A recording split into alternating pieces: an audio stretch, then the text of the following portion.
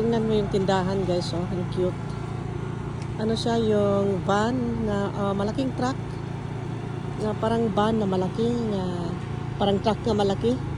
Tingnan mo yung mga binibinta nila guys, oh. Dito lang nagparking sa may gas station, oh. Yan, gas station ko ito. Magpag-gas po ako ngayon. And then, nakita ko ito. And then, kinunan ko ng pictures kasi interesting din eh. Yan. Ang cute naman. Yan, may mga tacos, may mga sandwiches. And guys, this is Machon Bell Emporia. Thank you for watching. See you in the next one. Bye-bye.